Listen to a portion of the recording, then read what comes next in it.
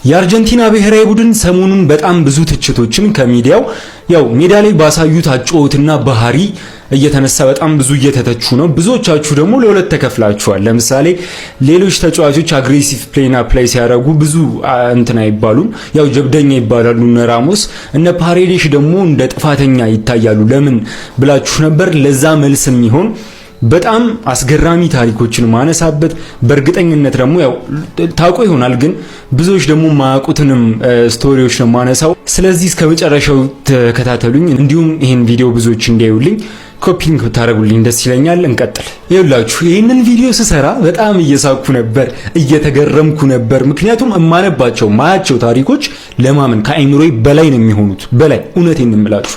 እንቀጥል ቀጥታ ወደ ጉዳዩ።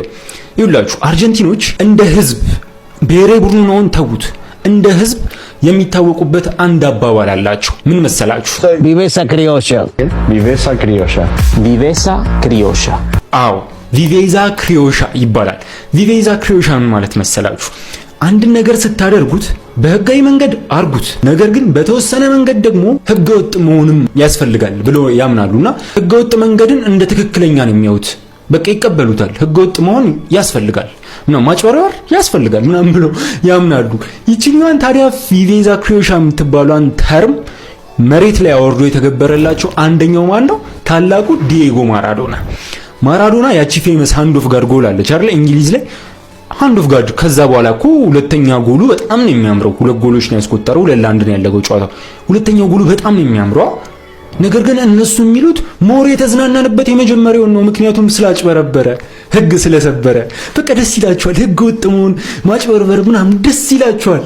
ህገ ወጥ ነገር በማድረግ ጥቅም እናገኛለን፣ በዚህም እንረካለን።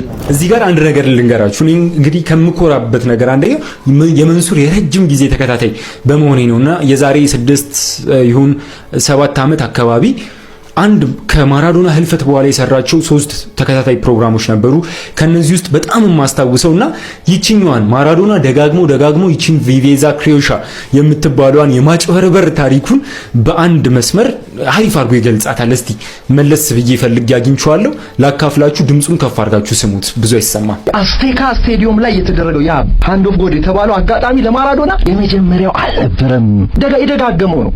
እንዲያውም እንደ ልምምድ ሆኖታል። ልንገር ሌስ ቼቦሊታስ የተባለው ገና የታዳጊዎች ቡድን የወጣቶች ቡድን በሚጫወትበት ጊዜ ጀምሮ ይሄን ነገር አድርጓል። ከቬሌስ ሰርስፊልድ ጋር አንድ ገን ጨዋታ ነበር፣ በእጁ አገባ አጭበርብሮ። ገና ልጅ ነው ያኔ፣ ልብ በሉ ገና ትልቅ ፕሮፌሽናል አልሆነም። ከዛ አርቢትሩ ጠሩትና አንተ እንዳትደግመው አሉት። ይሄን ነገር ልታታልለኝ ነው ልትሸውደኝ ነውና እንዳትደግመው አሉት። ከጊዜያት በኋላ ይሄንን ጉዳይ ራሱ አስተያየት በአንድ ቃለ ምልልስ ላይ በአስተያየት መልክ ተናግሮት ነበር። አርቢትሩ ጠራኝና ይሄን እንዳትደግመው አለኝ። አይ ይሄን እንኳን ቃል አልገባልህም አልኩታል። ደግሜ ላረግ እችላለሁ። ወደ ናፖሊ ከመጣ በኋላ በጣሊያን ሴሪያ ጋር ናፖሊ ከዩዲኔዜ ጋር አንድ ቀን ጨዋታ ነበራቸው። ዩዲኔዜም ሌላውን ላቲን አሜሪካዊ ኮከብ አሰልፏል፣ ብራዚላዊን ዚኮ። ዲዬጎ ማራዶና በእጁ አገባ። አርቢትሩ አላዩትም፣ ጎል አሉት። ዚኮ ሄደ ወደ ማራዶና ሄደና ነገረው። ራሱ ማራዶና ከጊዜያት በኋላ ሄዳለ። ስሙኝ፣ ዚኮ ወደኔ እየሮጠ መጥቶ ዲዬጎ በእጅህ እኮ ነው ያገባኸው፣ በእጄ ነው ያገባሁት ብለህ ንገረው ለአርቢትሩ፣ ሐቀኛ ግን አይደለህም አለኝ። የማራዶና መልስ ነው እዚህ ጋር የሚገርመው። ምን አልኩት አለ። ኦ ዚኮ እንዴት ነህ? ስላገኘው ደስ ብሎኛል። ስሜ ዲዬጎ አጭበርባሪው ማራዶና ይባላል። ዲዬጎ አርማንዶ ማራዶና ሳይሆን ዲዬጎ አጭበርባሪው ማራዶና ይባላል። እሺ አልኩትና ሄድኳል። ጎሉ ተቆጠረ፣ ጸደቀ። ይሄ አንድ ታሪክ ነው። የማራዶና ራሱን የቻለ ሃንድ ኦፍ ጋድ ምናምን እኛን ይገልጻል ይላሉ። ሌላው ደግሞ እንደ ቡድን የሰሩት ደግሞ ሸር በጣም የሚያስገርም ልንገራችሁ። 1990 ላይ ከብራዚል ጋር ኳርተር ፋይናል ነበረ መሰለኝ ጨዋታው። ኳርተር ፋይናል ላይ ጣሊያን ላይ የተደረገ ጨዋታ ነው። ቱሪን ላይ በጣም ኃይለኛ ሙቀት አለ። የአርጀንቲና ተጫዋቾች ደክሟቸዋል፣ ሁለቱም ደክሟቸዋል ምናምን አልቻሉም። ከዛ 39ኛው ደቂቃ ላይ ለዚህ ቪዲዮ ማጠናከሪያ እንዲሆን ብዬ ሙሉ ጨዋታውን ተመልክቼዋለሁ መለስ ብዬ። ፊፋ ሙሉ ጨዋታውን ዩቲዩብ ላይ ለቆታል እና 39ኛው ደቂቃ ላይ የአርጀንቲና ተጫዋች ይጎዳል። ሲጎዳ የአርጀንቲና የሕክምና አባላቶች ውሃ ምናምን ይዘው ይመጣሉ እና ውሃውን ቁጭ ሲያደርጉት ይውላችሁ። አሁን እዚህ ጋር ምስሉን ላስገባላችሁ። በምታዩት በኩል መጥቶ አንድ ተጫዋች ሰማያዊ ኮዳ ወይ አረንጓዴ ይወስዳል። ለምን እንደወሰደ እነግራችኋለሁ። መጀመሪያ ግን ስለ ሃይላንዶቹ ስለ ኮዶቹ ልንገራችሁ። ኮዶቹ ሁለት አይነት ኮዳ ነው ያዘጋጁት የህክምና አባላቱ።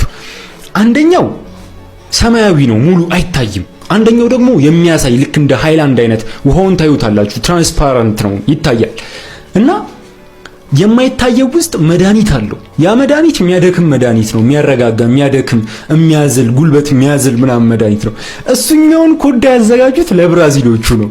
ያው ይደረግ የለ እግር ኳስ ላይ ሰው ሲጎዳ ሄዳችሁ ከተጋጣሚም ተወስዶ የለ ውሃ በቃ እንደዚህ ይወስዳሉ ብሎ አስበው እሱን ነውና ልክ ካያችሁ ሰማያዊን ይሰጠዋል እና ተጫዋቹ ሰማያዊን ቦትል ይወስደውና ለምን እንደወሰደው ነግራችኋለሁ። ራሱ የአርጀንቲና ተጫዋች ነው የሚወስደው። እንዴ ሊጠጣው ነው ልትሉ ትችላላችሁ፣ መድኃኒት ያለበትን ነው ነግራችኋለሁ። ከዛ በጎን በኩል ደግሞ ሌላ ተጫዋች ይመጣና ተሳስቶ ሰማያዊውን ያነሳና ሊጠጣ ሲል ይነግረዋል። ኖ እሱ መድኃኒት ያለበት ነው ሲለው ወዲያው ሲተፈው ትመለከቱታላችሁ። ከዛ ይከርነውና ያስቀምጥና ሌላ ያቺኛዋን ትራንስፓረንቱን ወይም ጤነኛውን ውሃ ሲሰጡት ታስተውላላችሁ እና እሱን ይጠጣል። ከዛ ካሜራው ወደ ላይ ቶፕ ቪው ሲያደርግ እዚህ ጋር እንደምትመለከቱት ብራንኮ የተባለው ተጫዋች ከሰማያዊ ኮዳ እየጠጣ ትመለከቱታላችሁ። ቅድም ሰማያዊውን ኮዳ የወሰደው የአርጀንቲና ተጫዋች አውቆ ነው ያዘው፣ ሊያማልላቸው ነው ወይም ሊያስጎመዣቸው ነው የብራዚልን ተጫዋቾች። ወደ እነሱ ጠጋ ብሎ አይጠጣውም እኮ ግን ይይዟል፣ እጁ ላይ ምናምን ያደርጋል። ከዛ መጥቶ ብራንኮ የሚባለው ግጥም አረገው እና ከዛ በኋላ ነግሬያችኋለሁ፣ ጨዋታውን አይቼዋለሁ ብያችኋለሁ። ደከመው ተጫዋቹ። ፉልባክ ነው ደግሞ የግራ ፉልባክ ነው። በጣም ደከመው። በቃ ካሜራው ባሳየው ቁጥር አተነፋፈሱ ራሱ ያስታውቃል። ለማጥቃት ወደፊት እየሄደ እንትኖቹን ምንድነው የክንፍ ተጫዋቾቹን አይረዳም። በቃ ደከመውና ታወቀው። ደግሞ የሚገርማችሁ ታወቀው፣ መድከሙ ምናምን ታወቀውና ዳኛውን እየጠራ እንደዚህ ይሏል። ይቺን ቃል ይላል፣ ባድ ዋተር ይላቸዋል ለዳኛው፣ ባድ ዋተር። ከዛ አርጀንቲና ባድ ዋተር አይሰሙትም ዳኛው። ለምን? ዳኛው ፍሬንች ናቸው፣ ስለዚህ እንግሊዘኛ አይሰሙም። እና እንደዛ ሲላቸው የአርጀንቲና ተጫዋቾች ደግሞ ምን ይሉታል? ኖ ወንድሜ ውሃው ጤነኛ ነው፣ ተረጋጋ፣ ሁሉ ነገር ሰላም ነው ምናምን እንለውና አሉ እየተያየን ነው እንስቃለን።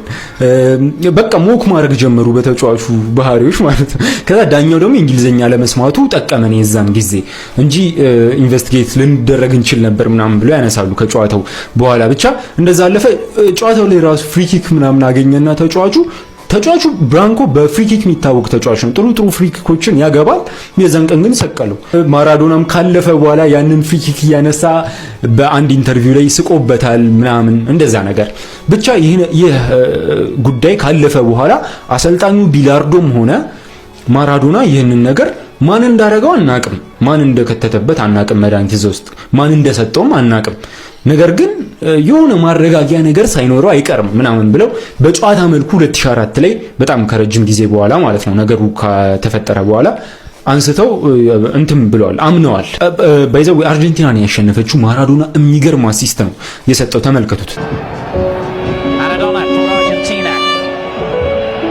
Good run by Maradona. And still he goes on. And Caniggia